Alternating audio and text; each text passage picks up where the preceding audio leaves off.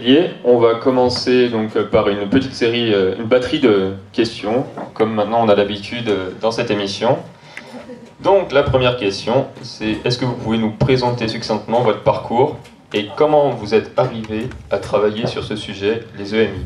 Bah oui, c'est un sujet spécial, c'est sûr. Alors moi j'ai aussi fait un métier spécial puisque donc je suis médecin. J'ai été installé quand même pendant 25 ans en médecine générale et homéopathie. Et puis j'ai été requis par l'évêque de Lourdes, j'habitais pas loin, pour être responsable du bureau des constatations médicales de Lourdes, c'est-à-dire médecin permanent à Lourdes représentant la science, en vue de recevoir les déclarations volontaires et spontanées des pèlerins qui estimaient avoir bénéficié d'une grâce de guérison par l'intercession de Notre-Dame de Lourdes, vous voyez, tout est important, de les recevoir et d'authentifier ces guérisons. C'est-à-dire, premièrement, d'assurer que ces guérisons étaient vraiment réelles, qu'il y avait eu passage d'un état pathologique avéré à un état de santé évident, et deuxièmement, que ces guérisons n'avaient aucune explication médicale. D'accord ? Donc à partir de là, avec un travail collectif, si on arrivait à cette conclusion d'une vraie guérison non expliquée, on pouvait présenter ce dossier à l'Église qui, éventuellement, si elle le souhaitait, pouvait aller jusqu'à la reconnaissance d'un miracle. Donc ça m'a permis de rencontrer beaucoup de gens qui avaient à parler, à raconter leur vie, et surtout, moi, j'étais là pour les écouter. Et comme ils se sont rendus compte que j'étais là pour les écouter, un certain nombre d'entre eux ont commencé à oser parler de ce qu'ils avaient vécu au cours d'une mort où ils étaient revenus à la vie in extremis, et où ils avaient fait une expérience extraordinaire à ce moment-là, dont ils n'avaient jamais osé parler auparavant. Donc ça m'a quand même frappé. Ayant l'habitude d'entendre des témoignages, je me suis vite rendu compte que c'était vrai, qu'il y avait vraiment comment dire, ça se sent, quoi. Il y a les gens qui racontent ça, on voit bien qu'ils ne lamentent pas, et puis c'est très impressionnant parce qu'ils sont toujours très émus quand ils le racontent. Ils ne peuvent pas faire tellement cet effort pour eux, et donc voilà, c'est comme ça que j'ai pu, à partir de là, je me suis dit, il faut faire une présentation sérieuse de ce sujet qui est quand même récupéré depuis qu'on en parle à droite et à gauche, mais il n'y avait jamais eu de présentation vraiment chrétienne, donc je me suis dit, je vais me lancer là-dedans. C'était un peu de la folie, mais voilà. Merci. Donc, micro. Donc, voilà, le micro est arrivé. Qu'est-ce qu'une EMI? C'est un mot un peu barbare, expérience de mort imminente. Alors avant, on va en parler. Avant, on parlait de NDE, c'est-à-dire Near Death Experience. On l'a traduit en français par expérience de mort imminente. Bon, c'est pas une bonne traduction, et maintenant on le prend comme tel. Disons que c'est une expérience à la frontière de la mort. Donc ce sont des gens qui sont considérés comme morts cliniquement, c'est-à-dire arrêt du pouls et de la respiration, et qui reviennent donc à la vie d'une façon ou d'une autre. Il y en a de plus en plus qui reviennent à la vie depuis 40 ans grâce aux moyens de réanimation actuels, alors qu'avant la plupart mouraient et c'était tout. Donc on arrive aujourd'hui à les faire revenir à la vie, ne serait-ce, vous savez, que le massage cardiaque. Si vous faites un massage cardiaque à quelqu'un, vous pouvez le maintenir en vie le temps que le SAMU arrive, et c'est extraordinaire, moi j'en ai connu plusieurs. Et donc il vous raconte là, si vous êtes écoutant suffisamment, mais en général c'est au bout d'un moment, ils vous disent qu'ils ont été en quelque sorte comme aspirés, happés on peut dire, dans un monde tout à fait inconnu, en dehors du temps, de l'espace, qui n'a plus rien de terrestre, dans lequel ils ont pu voir des paysages magnifiques, et encore d'autres choses, on en reparlera après. Et puis ils sont revenus à la vie, avec beaucoup de regrets en général, tellement ça a été fort pour eux. Et à ce moment-là, ce qu'ils ont vécu étant tellement plein de paix et de joie, je dirais, et d'amour, que leur vie est transformée. Et à partir de là, donc, ils sont beaucoup moins matérialistes qu'avant, ils réactivent leur vie spirituelle, quelle qu'elle soit, même s'ils ne sont pas forcément chrétiens. Et puis, ils considèrent la vie comme sacrée. Pour eux, c'est comme une seconde naissance, on peut dire. Et enfin, ils n'ont plus peur de la mort parce qu'ils savent qu'après, il y a quelque chose. Donc vous voyez, c'est quand même une expérience assez forte, impressionnante, je dirais, à la fois étrange, bien sûr, et fascinante. Alors, est-ce qu'il faut que je développe les stades possibles? Oui, justement, est-ce que vous pouvez Oui. nous expliquer, est-ce que ça se passe toujours de la même manière? Est-ce qu'il y a différents, donc, justement, comme vous dites, des stades, des niveaux parce qu'on pense, quand on parle d'expérience de mort imminente, je me suis un peu documenté, j'ai vu qu'il y avait des décorporations, donc l'âme, enfin, quelque chose qui sortait du corps, qui permettait d'observer, ou simplement un tunnel de lumière. Pouvez-vous nous dire un peu plus? Il y a beaucoup de choses qui se passent. La première, en effet, la plus fréquente, c'est la décorporation. C'est-à-dire que la personne sort de son corps. Qu'est-ce qui sort de son corps? On ne sait pas trop au départ, mais en tout cas, elle se retrouve au-dessus de son corps. J'ai eu plein, ça c'est assez, je dirais, c'est le premier stade, c'est assez classique, il y a 45%. Alors il faut savoir qu'il y a 12 à 18% des personnes qui font un arrêt cardiaque qui font une EMI, ce qui est quand même assez énorme. Moi je pense qu'il y a à peu près une personne sur 100 en France qui ont fait une EMI. Sur les 12 à 18%, les sorties du corps, c'est 45% en gros. Donc vous voyez, c'est presque la moitié, donc c'est quand même assez fréquent. Je me rappelle quand même, je vous donne des exemples, sinon c'est un peu sec, d'une femme qui m'a téléphoné après la sortie de mon livre, qui a été tellement contente de trouver enfin quelqu'un qui osait en parler sérieusement, et qui m'a dit, écoutez, il faut absolument que je vous en parle, moi j'ai vécu ça, elle avait 42 ans, à 12 ans, donc 30 ans avant, et j'en ai jamais parlé à personne. Voilà. Alors, elle habitait Bordeaux, elle m'a dit, quand vous venez à Bordeaux, il faut absolument que vous m'appeliez pour que je puisse vous le raconter. Et puis j'ai une fille qui habite Bordeaux, je suis allé, et puis là je l'ai appelée, 10 minutes après elle était là, et elle est restée 1 heure à me raconter son histoire, avec beaucoup d'émotions, en pleurant au milieu, etc. Et elle m'a dit, voilà, quand j'avais 12 ans, j'ai fait une crise d'asthme.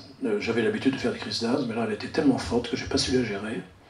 Mes parents ont vu que je partais, et ils m'ont mis en voiture, et ils m'ont fait du massage cardiaque et du bouche à bouche pour m'emmener à l'hôpital.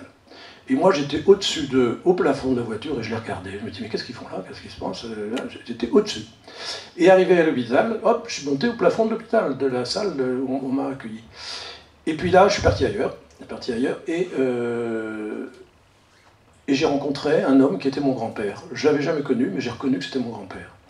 Et lui, il m'a barré la route en me disant, c'est pas ton heure, tu repars. Et derrière lui, je voyais le paradis, et je voulais rester, je voulais pas revenir. Mais il m'a tellement repoussé que je suis revenu. Et voilà, et depuis 30 ans, j'ai ça sur le cœur, j'ose pas en parler. J'en ai parlé qu'un peu à mon mari, mais il m'a pas compris, il a dit, qu'est-ce qui t'a pris? Voilà, donc, vous voyez un exemple typique, donc c'est le premier temps, la décorporation. Alors, après cette décorporation, ça peut aller plus loin, c'est que souvent, donc, ils sont attirés dans un tunnel, ce qui est arrivé, un espèce de tunnel, à toute vitesse d'ailleurs, souvent avec des couleurs, avec des sons, et ils débouchent dans une lumière éclatante, brillante, extraordinaire, mais pas du tout éblouissante.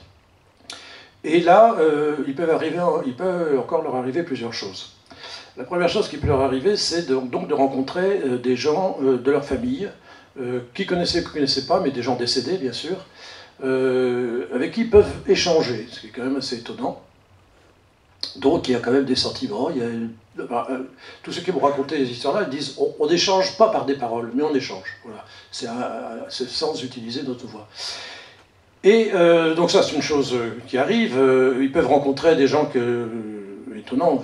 Tout à l'heure, on a vu le petit Colton, là, non, je ne sais pas si on l'a vu, mais enfin, on en parle, c'était dans un film. Moi, j'ai repris son dossier et j'ai raconté son histoire. C'est un enfant de 5 ans qui a fait une appendicite. Et donc, il n'a pas été bien soigné, donc il a quitté la vie, puis il est revenu.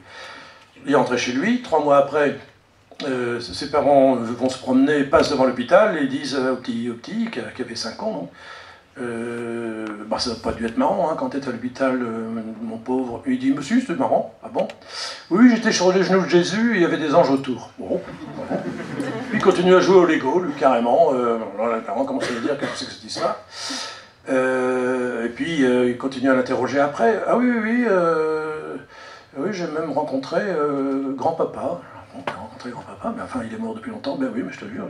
Bon, puis il continue à jouer au Lego ou autre chose.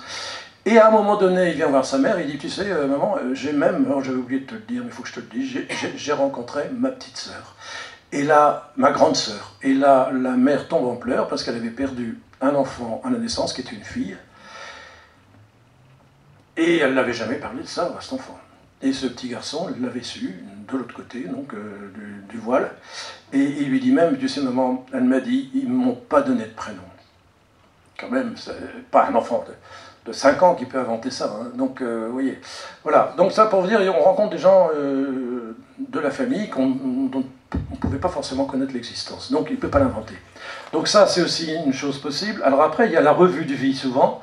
Face à cette lumière, cette lumière se concrétise en une personne. Alors, les gens qui ne sont pas chrétiens disent c'est un être de lumière, bon, on ne peut pas savoir plus. Ceux qui ont une culture chrétienne disent ben, c'est Dieu, ou c'est Jésus-Christ, ou c'est le Fils de Dieu. Bon. Et cet être de lumière lui dit mais qu'est-ce que tu as fait de ta vie? Et là, la personne est obligée de revoir toute sa vie. Alors, elle ne le voit pas de façon culpabilisante. L'être de lumière est plein d'amour et ne l'accuse en rien, mais c'est la personne elle-même qui se voit telle qu'elle était, avec ses manques. Et donc, c'est quand même assez fort parce qu'elle revoit vraiment entièrement sa vie. Donc c'est encore une chose formidable parce que l'être de lumière est plein d'amour et je vous lirai quelques témoignages de ces gens qui ont rencontré vraiment un amour extraordinaire. Et je demandais à cette jeune femme dont je vous ai parlé, en fait, j'ai été faire une conférence avec elle aux étudiants à Bordeaux il y a quelques mois, parce que comme elle habite Bordeaux, je lui ai dit tu pourrais venir avec moi, ça toucherait quand même plus fort. Donc elle a osé venir et elle a osé donner son témoignage. Et là, je crois que c'est un étudiant qui lui dit mais l'amour, vous l'avez rencontré l'amour, mais c'est quoi l'amour, etc. Et elle a dit mais c'est quelqu'un qui m'aimait de façon inconditionnelle. Elle a réfléchi, hein, elle a dit c'est inconditionnel. Et elle dit sur Terre je ne peux pas croire que ça existe. Voilà. Donc voilà, ça c'est merveilleux. Et puis au bout d'un moment, il se retrouve devant une barrière quelconque, soit en effet la personne, l'être de lumière dit tu repars, soit quelqu'un d'autre lui dit tu repars, soit la personne demande à repartir, c'est arrivé aussi, j'ai des témoignages comme ça, et donc ils reviennent sur Terre, c'est souvent très dur, très difficile, parce qu'ils réintègrent un corps qui... Quelqu'un m'a dit dernièrement, c'est comme si je revenais dans une boîte à sardines. Mon corps, c'est la boîte à sardines. Tellement c'est dur, là-bas j'étais tellement bien. J'ai un médecin qui a vécu ça, qui m'a dit, en fait, là-bas, c'était hyper réel, surréel que ce que je vis aujourd'hui. Il dit, ici j'ai l'impression d'être au cinéma, mais quand j'étais là-bas, c'était la réalité. Quand même, il faut le faire. Hein. Donc voilà, ils reviennent et leur vie est changée, comme je vous l'ai dit. Ils voient les choses tout à fait autrement. Voilà, je pourrais vous donner des témoignages, mais ça va être un peu long.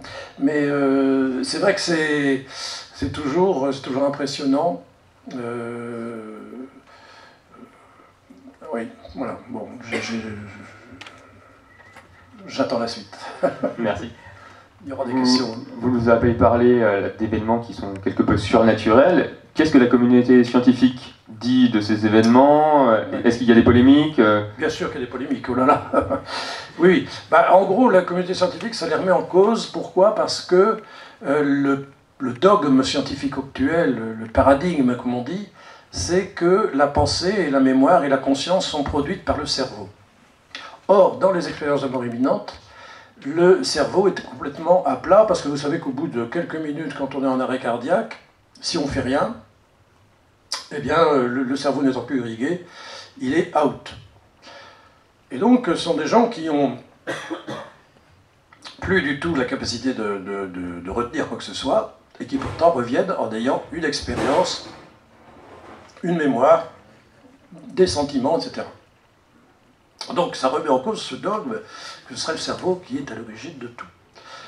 Ce qui, en effet, est gênant, d'autant qu'on dit que c'est le cerveau qui est à l'origine de la pensée et de la conscience, mais on ne l'a jamais démontré. Donc ça, c'est les 90% des scientifiques qui ne peuvent pas l'accepter, les 90% des médecins, je peux le dire. Mais il y en a quelques-uns qui sont moins scientistes, qui sont moins réductionnistes, je dirais, et qui ont commencé à faire des expériences sur le sujet. Donc c'est un certain nombre de médecins en particulier, des réanimateurs surtout, donc qui ont des cas sur place dans leur service, et qui ont fait des expériences sur le sujet, et qui sont arrivés à la conclusion qu'il y avait en fait une parce qu'ils sont pas du tout, ils sont agnostiques, ceux-là, ils disent qu'il y a une conscience extracorporelle. Et il semblerait que le cerveau soit un peu comme un émetteur-récepteur d'une conscience universelle qui est au-dessus, qui est ailleurs, qui est, voilà. Bon, tout ce qu'ils peuvent dire, dans la mesure où ils ne sont pas religieux, ils parlent d'une conscience avec un grand C quelque part, et que le cerveau sera en contact avec cette conscience. Donc ça, actuellement, c'est la théorie officielle des gens qui défendent les EMI. Il y a un exemple, donc c'est celui de Dr Eben Alexander, qui est toujours d'ailleurs un chirurgien, neurochirurgien, donc qui connaît bien la question, américain, professeur à Harvard, et lui-même se moquait de ces EMI. Il disait non, c'est de la rigolade, parce qu'il en avait eu dans son service. Puis voilà qu'il tombe malade lui-même, il fait une méningite à Escherichia coli, qui est absolument extraordinairement rare, et dont on ne s'en sort pas habituellement. Hospitalisé dans son propre service, vous imaginez bien qu'on l'a suivi comme le lait sur le feu, en faisant des examens matin, midi et soir, en espérant le sauver, et puis au bout de 3 jours, ils se sont dit non, c'est foutu, il est dans un coma profond, on ne va rien faire, qu'est-ce qu'on fait, on le débranche, on ne le débranche pas, ils réfléchissent pendant 3 jours, et voilà que 6 jours après le début de sa maladie, il se réveille, inopinément, et personne ne s'y attendait, sans séquelles. Alors ça surprend tout le monde, lui aussi, bien sûr, il revient de loin, et il reprend à ce moment-là tous les examens qui ont été faits pendant ces 6 jours. Et il se rend compte que son cerveau était vraiment out. Et il se dit, non, là, c'est pas possible.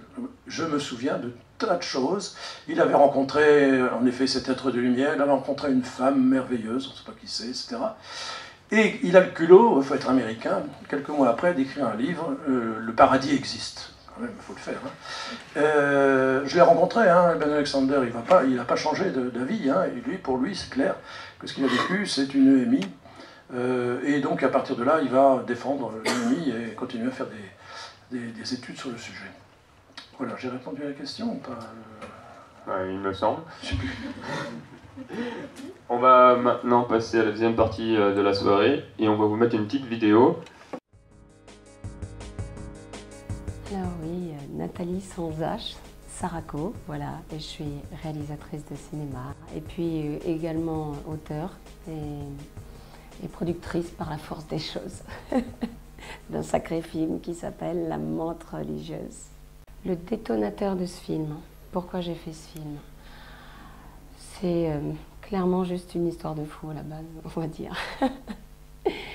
C'est-à-dire que voilà, en gros, sans Dieu, jamais ce film n'aurait vu le jour.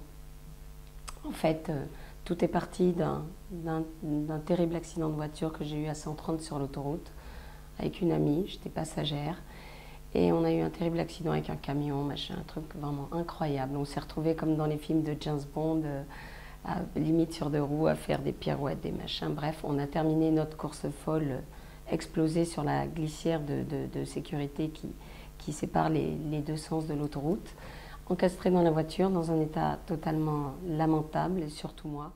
Je respirais, je crachais du sang, et à cause du choc et de la ceinture de sécurité qui m'a retenue à une telle vitesse, donc boum, ça a été quelque chose de terrible. Et donc je me suis dit voilà, que j'avais une hémorragie interne, et que j'avais en fait une côte qui avait perforé le poumon, un truc comme ça, et j'étais vraiment dans un très très sale état. Et il s'est passé quelque chose de dingo, c'est que donc on était toutes les 2 encastrées dans la voiture. Vraiment, la voiture était en 1000 miettes, il n'y avait que notre petit habitacle à toutes les 2 qui était préservé, si j'ose dire. Et j'ai senti à un moment donné, je me suis sentie vraiment très très mal, donc je respirais plus, je suffoquais. On est resté quand même à peu près une heure avant que les pompiers arrivent. Et ce que je vais raconter maintenant, c'est ce qui s'est passé quand ils étaient en train de découper la voiture en morceaux pour nous sortir par le pare-brise, par l'avant. Et donc j'étais sous assistance respiratoire, j'avais tout le kit de survie avec l'espèce de couverture en papier alu, en papier chocolat, quoi. Enfin voilà. Et donc j'ai senti physiquement la vie me quitter. C'est-à-dire c'est une sensation folle. Cette énergie, cette vie que tu sens qui est à l'intérieur de toi, cette chaleur que tu ne peux pas prouver, mais tu sens que c'est la vie, eh bien je l'ai sentie me quitter comme si j'étais juste une bouteille d'eau percée par en bas, quoi, en fait. Donc j'ai senti d'un coup cette chaleur, cette énergie me quitter, partir de la tête et d'un coup, très tranquillement, baisser de niveau. Et j'étais totalement consciente. Et je me rappelle, il y avait un des pompiers qui m'appelait par mon prénom et qui me disait « Nathalie, Nathalie, reste avec nous, machin », parce qu'il flippait de me voir comme ça, évidemment. Et donc j'ai senti cette énergie, la vie, vraiment, me quitter comme ça, tout doucement, baisser de niveau. Et j'étais consciente et je me suis dit « La vache, je suis en train de crever ». Et comme ça, tout doucement, jusqu'au pied. Et là, j'ai perdu conscience, enfin, je me suis retrouvée nez à nez avec le Sacré-Cœur de Jésus. Un truc dingue. Nez à nez avec la représentation du Sacré-Cœur de Jésus avec sa tunique blanche, avec son Sacré-Cœur, avec la couronne d'épines. Et là où c'est complètement bouleversant, Jésus qui pleurait à chaudes larmes, qui était face à moi, vraiment on était vraiment tout proche, et il pleurait à chaudes larmes, il souffrait tout simplement le martyre en fait. Et il me montrait son Sacré-Cœur, qui pleurait aussi parce qu'il y avait comme des larmes de sang qui sortaient de son Sacré-Cœur et qui venaient en fait directement, on était vraiment connectés de cœur à cœur, qui venaient s'échouer dans mon cœur à moi. Et j'ai dit Seigneur, j'étais tellement bouleversée par sa souffrance, par ce concentré absolu de souffrance. Tu vois quelqu'un que t'aimes et là c'est carrément le Christ voilà, que je vois pleurer comme un enfant qui souffle le martyr. J'insiste bien là-dessus parce que tout part de là. Et du coup, j'ai plus pensé à ma mort, à la peur, à tout ce que tu veux.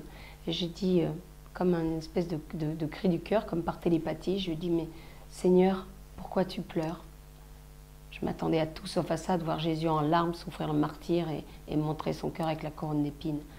Et là, il m'a répondu, pareil, tu vois, de cœur à cœur, je pleure, c'est vraiment une réponse à tout le genre humain.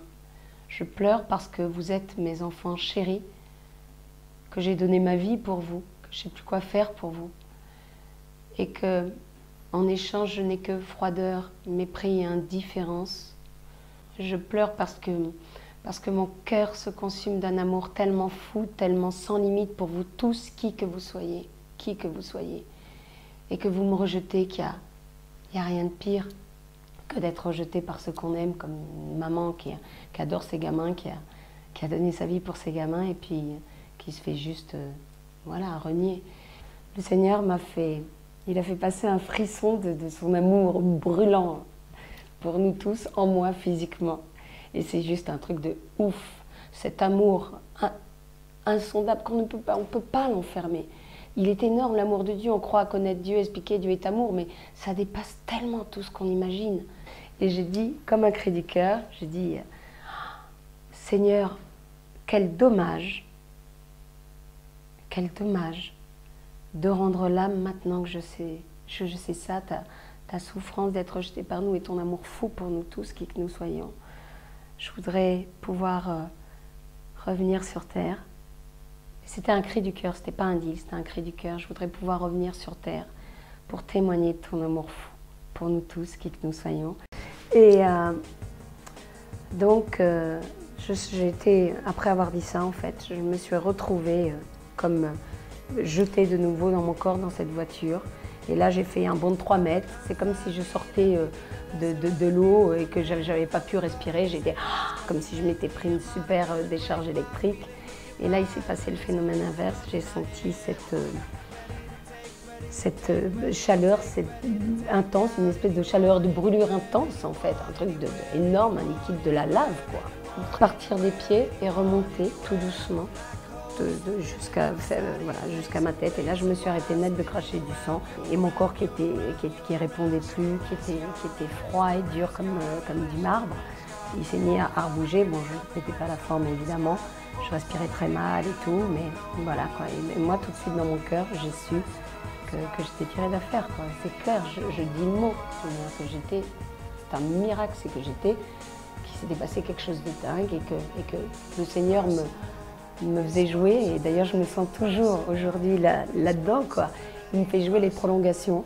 Je suis en sursis, voilà messieurs, dames, je suis en sursis, mais quelque part, on est tous en sursis.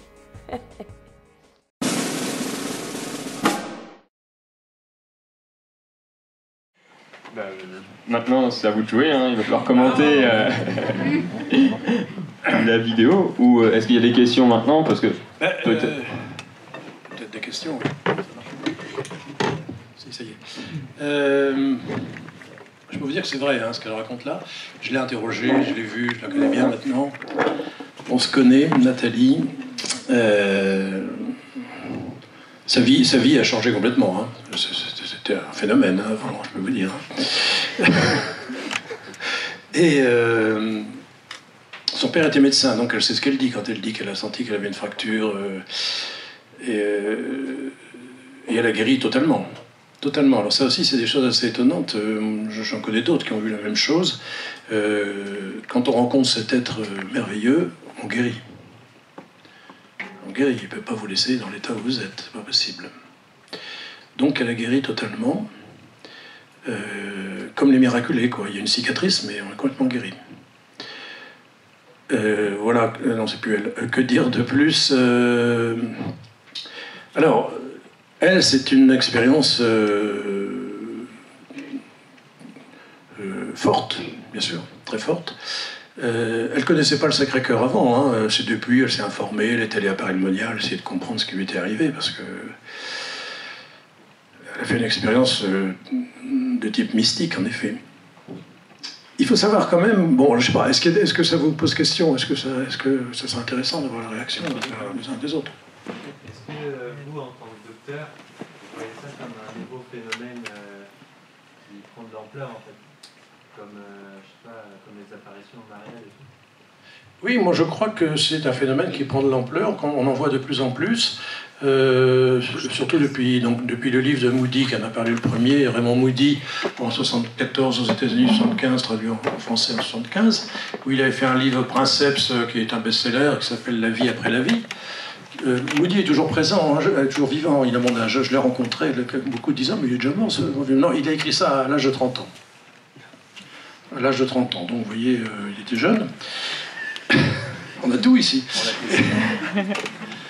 Mais moi, je peux vous dire, quand j'avais fait mes études de médecine dans les années 60, quand quelqu'un venait nous raconter ça, on l'envoyait en psychiatrie, hein, direct. C'est seulement petit à petit qu'on s'est dit, tiens, après tout, il y a peut-être quelque chose quand même, c'est pas possible, parce qu'il y en avait de plus en plus, petit à petit, grâce aux moyens de réanimation. Alors, encore une fois, tout le monde ne fait pas de MI, hein, ça c'est clair.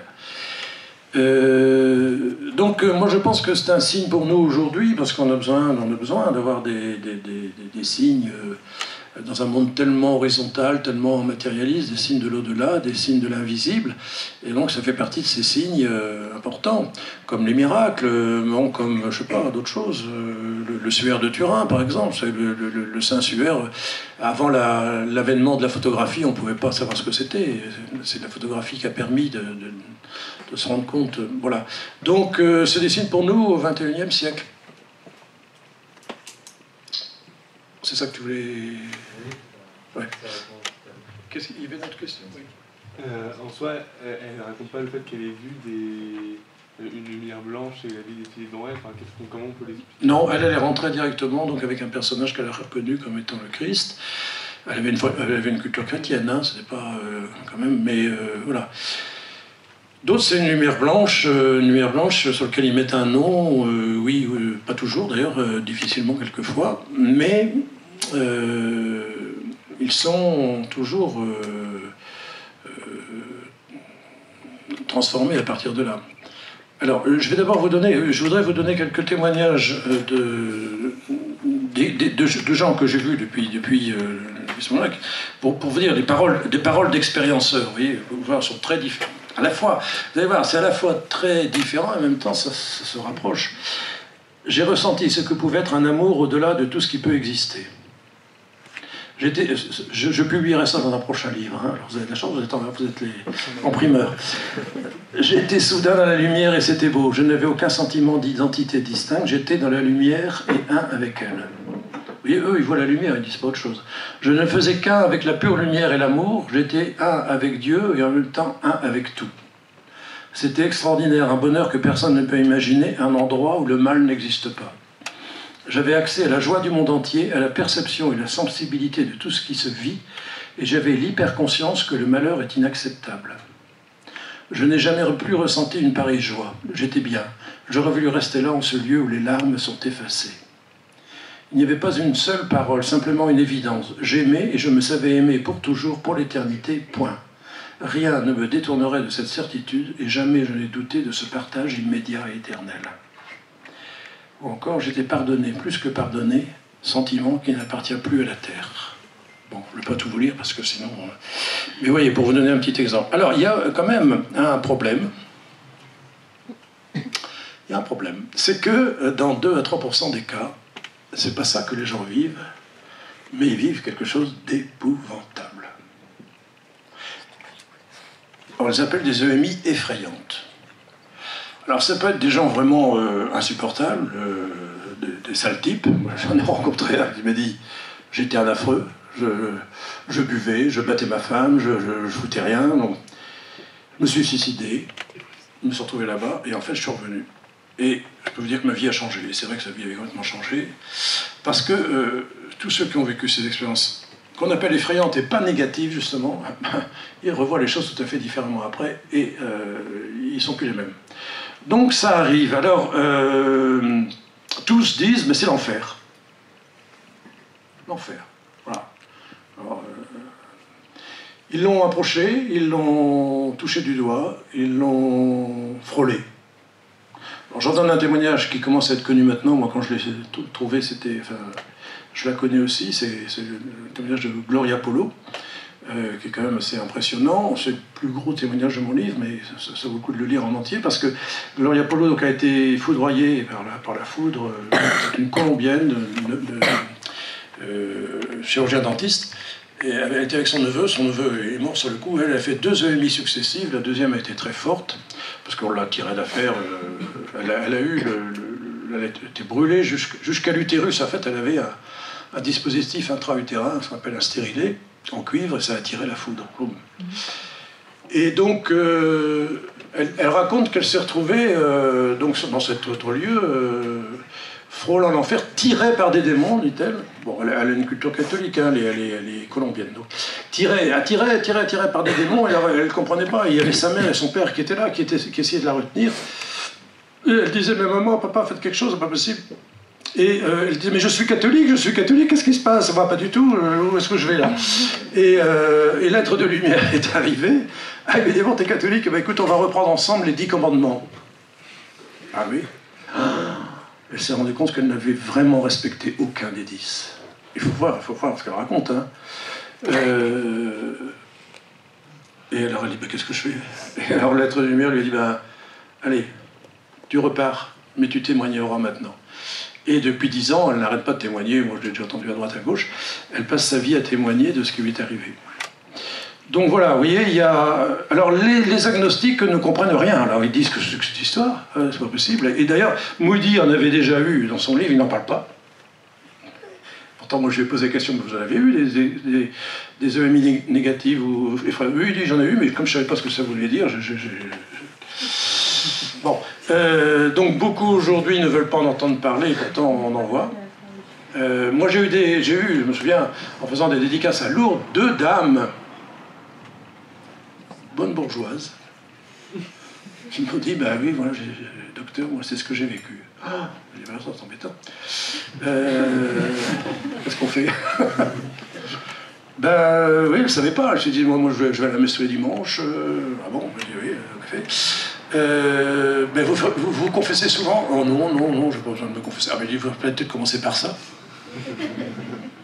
Et puis peut-être que ça aller plus loin. Peut-être voir un exorciste. Peut-être des histoires de votre famille, vous savez. On ne sait pas, vous savez, il y a beaucoup de morts dans les placards, hein, des familles. Hein, donc de toutes sortes de choses. Approfondissez un peu la question quand même, parce que... Oui, elles sont toutes les deux d'accord pour approfondir la question. Donc je ne les ai pas revues depuis, mais je pense que c'est important. Voilà, sur Nathalie Saraco. Merci. Allô, micro. Merci. On a une deuxième vidéo à vous proposer qui est un petit peu différente. Cette fois-ci, c'est un journaliste. Donc voilà, vous allez voir ce que ça donne. L'un des plus célèbres est Philippe Labro. Grand reporter, écrivain lauréat du prix Interallié, réalisateur, parolier, grand patron de RTL, une figure de la scène médiatique et littéraire française réputée pour sa rigueur, son pragmatisme. Son témoignage n'en a que plus de poids. En 2005, il est hospitalisé pour une grave infection pulmonaire. Commence alors un étrange voyage intérieur qu'il décrit avec l'œil du cinéaste. Que vous êtes comme une caméra qui est en plongée sur une scène que vous êtes en train de vivre, mais c'est très détaillé, c'est très précis. La couleur des draps, le nombre d'infirmières, il y en a que 2 autour du lit, l'interne, que je n'identifie pas parce que c'est vu de haut. Je me vois moi, je vois mon visage, c'est-à-dire que je vois la tête effrayante que j'avais. J'ai dû perdre 15 kilos en l'espace de 10 jours. Il y a le masque, il y a le tube, les poignets attachés. Et à partir de là, il y a le départ vers le haut. Je voyais des sortes de formes comme ça, qui auraient pu être des formes d'êtres humains. Mais ça pouvait être aussi, je ne sais pas moi, des éléments, quoi. Des éléments un peu blanchâtres, un peu cotonneux. Plus que la vision, c'est la sensation d'une grande douceur, d'une paix, d'une bienveillance. Comme un sourire qu'on ne voit pas, mais qui vous prend et vous entrez dans un sourire. C'était assez bouleversant parce que ça pose toutes sortes de questions sur y a-t-il une vie de la conscience après ce qui aurait pu être la perte de votre vie. En moi aussi, les questions se bousculaient. Le récit de Philippe Labro ressemblait de façon troublante à celui de Marie de Solesmes. Et là encore, l'écrivain avait clairement vu ce que son inconscience aurait dû lui interdire. Je voyais donc le visage ou les silhouettes de ces infirmières et de ce toubib, et ils correspondaient à ceux qu'ensuite, lorsque j'ai été extubé, que je suis revenu à la réalité, aux mêmes personnes. J'ai reconnu dans la réalité ceux et celles que j'avais vus dans ma décorporation. Et c'était la même chose. Il n'y a pas à avoir peur. C'est-à-dire que vous sortez là en vous disant, si ça se passe comme ça, le jour où ça se passera vraiment, ça va. C'est-à-dire que, au fond, je crois qu'on accepte mieux la mort si on la frôlait de très près. Il dit c'est bouleversant, je crois que ça c'est vrai, puis il a dit autre chose, je me souviens déjà plus. Lui, il a fait une décorporation, essentiellement, quoi. Mais déjà, ça, c'est pas rien. Hein. Enfin, vous pourrez lire... ça, c'est mon livre, non, ça, c'est à lire absolument, mais... Philippe Labro a écrit un roman à partir de là, quoi, qui est amusant à lire. Voilà, ça, c'est assez fréquent. Hein. Vous savez, ce qui est important, c'est d'entendre les gens raconter leur témoignage. Le lire, c'est bien, mais les entendre, les voir, je vous assure que c'est vraiment bouleversant. Moi, ça me bouleverse à chaque fois. C'est comme les miraculés, hein. Tous les miraculés m'ont bouleversé. Et eux, c'est pareil. Parce qu'il y a une vérité derrière, une vérité tellement forte qu'on a envie de se mettre à genoux, quoi, parce qu'on dit, mais c'est merveilleux. Ce que l'homme peut vivre, nous, on est englués dans notre quotidien, dans notre matériel, mais il y a tellement d'autres choses ailleurs qu'on ne voit pas, bien sûr, mais qui est là. Vous savez, on est entouré de tout un monde, hein, le monde angélique, le monde même de tous les gens qui sont morts, ils sont pas loin. Hein. D'ailleurs, on peut revenir sur le sujet, il y a des gens après qui veulent rentrer en relation avec les morts. Bon, là, je vous le conseille surtout pas, hein, parce que autant c'est possible qu'il y ait des gens, enfin, surtout quand on vient de perdre quelqu'un, cette personne peut vous parler pendant un certain temps. Puis après, c'est fini. Normalement, elle part ailleurs, c'est pas possible. Et si on continue à vouloir entretenir une relation avec elle, là, on se fout dedans à tous les coups. Parce que au milieu de tout ça, il y a des entités, des gens qui sont morts de mort violente, qui refusent d'aller dans un autre monde et qui veulent revenir dans un corps. Et ils vont tout faire pour y revenir. Donc, surtout, il ne faut pas toucher à tout ce qui est médiumnité, spiritisme et tout ça. Il y a trop de dégâts. Alors là, c'est donné, on le reçoit, c'est donné, il ne faut pas le chercher. Alors pourquoi certains font une EMI, pourquoi d'autres n'en font pas, pourquoi certains guérissent, pourquoi d'autres ne guérissent pas, on ne le saura que de l'autre côté. Aujourd'hui, on n'en sait rien, c'est comme ça. Dieu est Dieu, nom de Dieu, comme disait, je ne sais plus qui, c'est lui. Froissart. Non, pas Froissart, non, Clavel. C'est vrai, ça dépasse tout ce qu'on peut nous imaginer. Question ? Une dernière question. On a vu parler ce journaliste dans la vidéo qui n'avait plus peur de la mort. Est-ce que c'est aussi le cas pour les autres personnes qui ont vécu ce type d'expérience ? Ah oui, ça c'est sûr. Hein. Tout à fait. Tous savent qu'il y a quelque chose qui les attend. Et une vie bien plus belle, bien plus remplie, bien plus merveilleuse que la vie actuelle. En sachant quand même, et là j'insiste, que ça sera le prolongement de notre vie ici-bas. Si notre âme a été engluée dans le matériel, elle aura du mal à s'en sortir de l'autre côté. Hein. Donc, en fait, ici-bas, on fait comme une sorte de noviciat pour la vie future, et on sera ce qu'on a été ici sur Terre. D'ailleurs, dans les témoignages, il y en a en effet qui se retrouvent dans des lieux pas très drôles, l'enfer ou autre, mais loin de Dieu, ils le voient de très loin, mais ils ne peuvent pas l'atteindre, ils ne peuvent pas, parce qu'ils sont englués dans le mal, il faut bien le dire. Donc, c'est ça qu'il faut retenir, hein, c'est que cette vie qui nous attend, et oui, elle nous attend, c'est sûr, sera le prolongement de notre vie ici-bas. Voilà, alors donc à partir de là, à chacun de savoir ce qu'il a à faire. Merci. Jingle.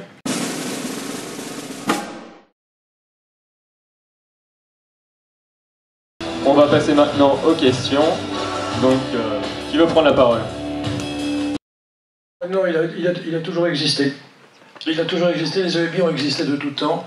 Les premiers à en parler, c'est au 4e, 5e, 6e siècle, pendant le Moyen-Âge. Vous avez... alors, je peux vous lire, c'est assez amusant d'ailleurs. Une histoire qui a été racontée par Grégoire de Tours, 6e siècle. Dans l'histoire des Francs, ce grand historien que fut Grégoire de Tours raconte une histoire invraisemblable, celle de celui qui deviendra Saint Salvius. Après avoir été supérieur de Monastère et évêque d'Albi, il est mort dans une grande fièvre et placé en bière. Mais le lendemain matin, alors que les moines préparaient la cérémonie d'obsèques, il s'agita soudain dans son cercueil et s'est mis à reprocher amèrement à Dieu de l'avoir renvoyé dans notre monde. Refusant de répondre aux questions des moines, il resta 3 jours sans boire ni manger. Puis il leur dit « Sachez mes frères que tout ce que vous vivez dans ce monde n'est rien. Heureux celui qui mène sur la terre une conduite qui lui fisse mériter de voir la gloire de Dieu au ciel. » Puis après beaucoup d'hésitation, il leur fit le récit complet de cette aventure. Il s'est élevé hors de son corps vers une porte d'où venait une lumière extraordinairement brillante. Puis il fut conduit à travers une grande foule vers Dieu lui-même, qui lui apparut sous la forme d'un nuage, vous voyez, extrêmement lumineux, et qui communiqua avec lui par des paroles qui n'étaient pas humaines, pour lui dire qu'il devait retourner sur terre, continuer son travail, ce qu'il accepta de faire à regret et en pleurant. C'est pas de la blague, c'est Grégoire de Tours, 6e siècle. Hein. Donc voilà. Alors il y a beaucoup de mystiques qui ont vécu ça. Catherine de Sienne, Thérèse d'Avila, Anne-Catherine Emmerich, Mariam, la petite arabe, que j'aime beaucoup, j'en parle dans mon livre parce qu'elle a vécu à Pau. Elle avait des expériences mystiques extraordinaires, elle montait en haut des arbres, et c'est la supérieure qui est obligée de venir, descendez tout de suite, sinon, voilà, alors elle redescendait, mais elle était tellement bien en haut de son arbre qu'elle n'avait pas envie de... Voilà, donc, mais elle a aussi vécu des EMI très fortes. Voilà. Je réponds à la question ? Non ? Encore ? Excusez-moi monsieur, moi j'avais entendu une autre explication scientifique sur les EMI qui disait qu'en fait ce n'était qu'un rêve qui était inspiré par un ange pour nous montrer ce qu'il y avait après, mais qu'apparemment, selon saint Thomas d'Aquin, on ne pourrait pas mourir pour revenir après. Oui, alors, j'ai déjà entendu ça aussi, bien sûr. Les thomistes ont beaucoup de mal à accepter les EMI. Alors, pas tous. Faut que je me garde à gauche avec les scientifiques, à droite. Bon, pas les thomistes, mais bon, beaucoup. Alors, bien sûr, c'est tout le problème de l'interprétation de ces EMI. Moi, si on ne croit pas à l'existence de l'âme, je vois pas comment on peut l'interpréter. Difficile, alors on parle de conscience extracorporelle. Bon, moi je veux bien, mais enfin, qu'est-ce que ça veut dire? On va pas tellement loin avec ça, il faut bien dire quelque chose. Mais en fait, on a tous une âme. C'est pas une invention ecclésiale, hein, c'est Aristote qui en a parlé le premier. Vous savez que notre corps, lui, se transforme à longueur de temps. Les cellules se renouvellent tous les jours, etc. Et c'est l'âme qui est immuable. Et c'est elle qui fait qu'on est le même depuis la conception jusqu'à la mort et jusqu'à la résurrection des corps. Donc, si on refuse l'existence de l'âme, on ne peut rien comprendre. Et en effet, l'âme et le corps ne peuvent pas se séparer pour un temps, c'est pas possible. Mais ce qu'il faut bien comprendre, c'est que les EMI ont lieu avant la mort biologique et encore plus avant la mort ontologique. C'est-à-dire que, moi je vous ai parlé de mort clinique. Hein, c'est à ce moment-là que ça peut se passer. La mort clinique, l'âme est encore là. Bon, mais la mort clinique, je ne sais plus si ici que je l'ai déjà dit ou à la radio avant, c'est un séisme. La mort, c'est un séisme. C'est justement l'âme qui va se séparer du corps. Et c'est contre nature, je dirais. C'est contre nature. Ça ne devait pas exister dans le paradis terrestre. Hein. C'est le péché de l'homme qui a fait qu'on en est arrivé là. Donc c'est une rupture, un séisme terrible. Et donc que l'âme et le corps aient du mal à se séparer, ça n'a rien d'étonnant. Hein. Et pour moi, dans les EMI, bien sûr, les EMI ne peuvent exister que chez quelqu'un qui a encore une âme. S'il n'a plus d'âme, c'est tout, il est mort. Hein. Donc, après la mort clinique, il y a cette mort biologique qui fait que il va y avoir le corps perdant cette âme va tomber en poussière, hein, absolument.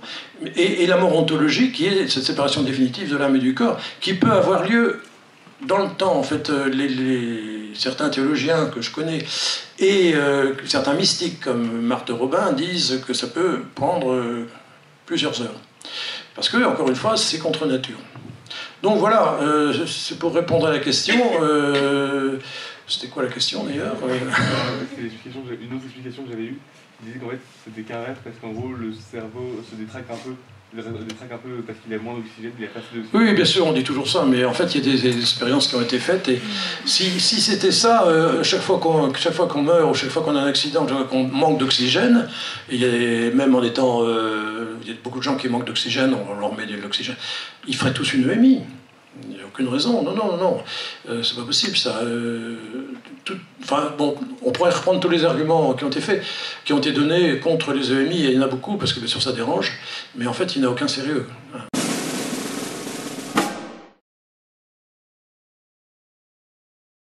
L'animal ne l'a pas et la plante ne l'a pas. Mais Aristote, qui n'est pas chrétien ni musulman, démontre l'existence de l'âme. Vous voyez? Et donc là, ça c'est la première chose dans l'expérience de l'EMI, on fait l'expérience de la notion d'âme. La deuxième chose, c'est que vous faites l'expérience, si jamais ça vous arrive, mais il y a quand même 2 millions de Français. On est combien? 66, 68 millions? 77. Donc ça veut dire qu'il y en a quand même plus de 2 sur 10 qui font cette expérience. Pardon? 1 sur 30, ouais. 1 sur 30. Mais 1 sur 30, on est combien? On est 80 ici. On est 80. Donc ça veut dire qu'il y en aurait peut-être 2,5 là qui pourraient faire cette expérience. Les 3 qui l'ont vécu lèvent le doigt. Voilà. Donc, et dans cette expérience-là, il y a je traduis ce qu'a dit le docteur. Vous faites l'expérience de l'unicité de la personne. Il n'y a pas de réincarnation. Il y a une réincorporation dans son corps ou une décorporation définitive. Mais là, il n'y a plus de EMI, on n'en parle pas. C'est parti. Mais vous avez le phénomène que la personne est unique. Un être unique, c'est pas j'ai un joker à un autre corps. Le EMI, quelque part, contredit le théorème de la réincarnation. Voilà. Donc ça, c'est intéressant parce que ça va vers le concept de l'unicité de la personne pour toujours. C'est intéressant, hein? Ça montre le concept d'âme et ça montre le concept d'unicité de la personne. Autre chose, dont je te dis, la foi va plus loin, la foi est en amont, parce que ça montre que le surnaturel est là, mais que dans l'EMI, on l'aborde de manière expérimentale plus tard, tandis que dans la foi, on peut l'aborder de manière insensible, invisible, inodore, incolore, tout de suite. Mais l'EMI en confirme un petit élément. L'extase, c'est beaucoup plus poussé. Hein. Ouais. D'ailleurs, en fait, l'extase, c'est si Dieu stoppe l'extase, ne stoppe pas l'extase, la personne meurt. Voilà. Je terminerai en disant que les concepts ont du poids, à la différence qu'il faut que les âmes soient légères pour monter. Les concepts ont du poids quand on vous dit une notion d'amour, de lumière, quand on vous parle d'au-delà. Vous voyez qu'avec l'EMI, vous vous rendez compte que ça a une puissance transformante énorme. Donc en fait, tout ce qu'on dit là, c'est plutôt à expérimenter d'une manière ou d'une autre, pas forcément chercher l'EMI pour la rechercher, mais chercher le surnaturel de manière ordonnée pour en être transformé. Je vous remercie.